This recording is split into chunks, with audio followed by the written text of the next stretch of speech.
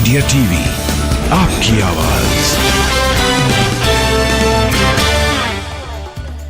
5 राज्यों में विधानसभा चुनाव की घोषणा जल्द। 5 राज्यों के चुनावी ऑब्जर्वर्स के साथ आज दिल्ली में चुनाव आयोग की मीटिंग। राजस्थान, मध्य प्रदेश में चुनाव को लेकर मीटिंग में छत्तीसगढ़, तेलंगाना और मिजोरम के भी चुनावी ऑब्जर्वर्स। 5 राज्यों में नवंबर-दिसंबर में हो सकते हैं चुनाव। मुफ्त सुविधा वाली योजनाओं को लेकर सुप्रीम कोर्ट का नोटिस। केंद्र सरकार, चुनाव आयोग, राजस्थान और मध्य प्रदेश सरकार से 4 हफ्ते में जवाब मांगा। श्रवण बाधित लोगों की मदद के लिए सुप्रीम कोर्ट की पहल। सीजेआई ने सुनवाई के लिए नियुक्त किया साइन लैंग्वेज दुभाषिया।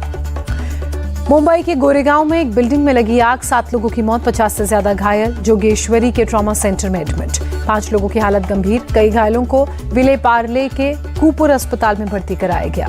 गोरेगांव हादसे पर पीएम मोदी ने दुख जताया। मृतकों के परिजनों को 2 लाख रुपए की मदद का ऐलान, घायलों को 50,000 का मुआवजा। गोरेगांव में लगी आग में मौतों पर सीएम शिंदे ने व्यक्त की संवेदना। मृतकों के परिवार वालों को 5-5 लाख की आर्थिक मदद का ऐलान किया। गोरेगांव हादसे पर डिप्टी सीएम फडणवीस ने दुख जताते हुए कहा, हम बीएमसी और पुलिस अधिकारियों के संपर्क में, सभी सहायता दी जा रही है। मौके पर पहुंचे बीजेपी विधायक विद्या ठाकुर पीड़ितों को अधिक से अधिक आर्थिक मदद देने का भरोसा दिया। कहा, पीड़ितों का रखा जा रहा है पूरा ध्यान। महाराष्ट्र सरकार में मंत्री मंगल प्रभात लोढ़ा का बयान। गोरेगांव आग की जांच के लिए बनेगी हाई लेवल कमेटी, 15 दिनों में देगी रिपोर्ट। गोरेगांव हादसे पर बीएमसी कमिश्नर, आग में जलने से नहीं धुएं में दम घुटने से हुई लोगों की मौत। कहा, घायलों का किया जा रहा मुफ्त इलाज। अमृतसर के नागकला इलाके में दवाइयों की फैक्ट्री में आग लगी, 4 लोगों की मौत, कई कर्मचारियों ने भागकर बचाई जान। यूपी के कानपुर में कपड़े के गोदाम में भीषण आग, कपड़े की वजह से पूरे गोदाम में फैली आग। कानपुर आग पर पुलिस कमिश्नर का बयान। कहा, दमकल विभाग के 100 से ज्यादा कर्मचारियों ने आग पर पाया काबू, किसी जनहानि से किया इनकार। सिक्किम बाढ़ के कारण केंद्र सरकार की पहल, प्रदेश को एसडीआरएफ से अपना हिस्सा जारी करने की मंजूरी दी। सिक्किम में अचानक आई बाढ़ में अभी भी 118 लोगों के लापता होने की खबर, 21 लोगों की मौत की पुष्टि। सिक्किम में बाढ़ के बाद आर्मी का सर्च ऑपरेशन जारी। उत्तरी सिक्किम में फंसे लोगों तक पहुंचाई जा रही जरूरी सुविधाएं। सिक्किम में तीस्ता जल विद्युत परियोजना में एक कर्मचारी का शव बरामद। बाढ़ आपदा के 36 घंटे बाद की गई रिकवरी। सिक्किम में बादल फटने के बाद पश्चिम बंगाल के कलिम्पोंग में बाढ़ के हालात, निचले इलाकों में एसडीआरएफ और एनडीआरएफ की टीमों की तैनाती। सेना का एक मोर्टार शेल सिक्किम की बाढ़ में बहकर जलपाईगुड़ी पहुंचा। स्थानीय लोगों द्वारा खोलने की कोशिश में फटा, एक बच्ची की मौत, 5 घायल।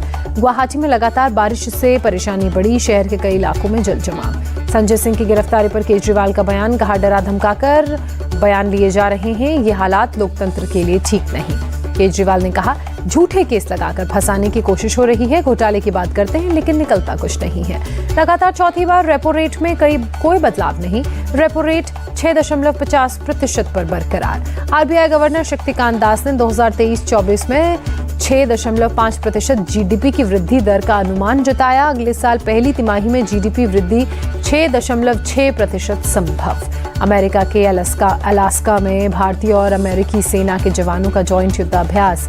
एक दूसरे के युद्ध करने के तरीकों से परिचित होते नजर आए दोनों देशों के सैनिक। अमेरिका की पश्चिमी कमान की ओर से कॉम्बैट फ्री फॉल ट्रेनिंग का आयोजन। 10 घंटों की उड़ान में 104 छलांगें लगाई गई। दिल्ली पहुंचा माल्टा के विदेश मंत्री इयान बोर्ग, कई द्विपक्षीय बैठकों में लेंगे हिस्सा। वामपंथी उग्रवाद पर दिल्ली में हुई हाई लेवल बैठक। गृहमंत्री अमित शाह ने की बैठक की अध्यक्षता। 12 अक्टूबर को पिथौरागढ़ के दौरे पर पीएम मोदी रहेंगे। शहर के में साज सजावट का काम जोरों पर। राजस्थान के डीडुबाना में स्मार्टफोन वितरण योजना में धांधली का आरोप, पैसे लेकर बिना लिस्ट में नाम दिया जा रहा मोबाइल। योजना के लाभार्थियों को नहीं मिल रहा स्मार्टफोन, अधिकारियों पर अपने करीबियों को फायदा पहुंचाने का आरोप। मध्य प्रदेश के जबलपुर में मेरी माटी मेरा देश अभियान के तहत कार्यक्रम। अमृत कलश यात्रा में शामिल हुए केंद्रीय मंत्री अनुराग ठाकुर।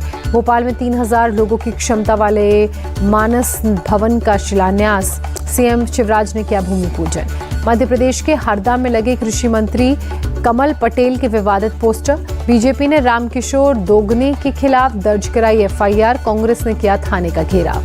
SC/ST के लिए बीजेपी करेगी बड़ा कार्यक्रम। यूपी के डिप्टी सीएम ब्रजेश पाठक बोले, सभी वर्गों को साथ लेकर चल रही बीजेपी को छत्तीसगढ़ के डिप्टी सीएम STS सिंहदेव का जवाब। कहा, राहुल गांधी की जिज्ञासा और धार्मिक जानकारी जितनी उतनी शायद किसी की नहीं। TS सिंहदेव ने कहा, बीजेपी के पास नहीं है कोई मुद्दा, राहुल से ज्यादा अच्छे और खुले विचार वाला कोई नहीं। बीजेपी पर पीडीपी चीफ महबूबा मुफ्ती का पलटवार, कहा इंडिया अलायंस की वजह से बीजेपी में बौखलाहट।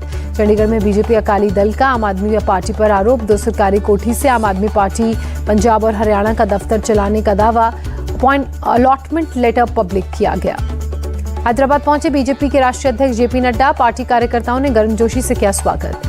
डीएमके सांसद एस जगत रक्षकन ने के कई ठिकानों पर आज इनकम टैक्स की रेड।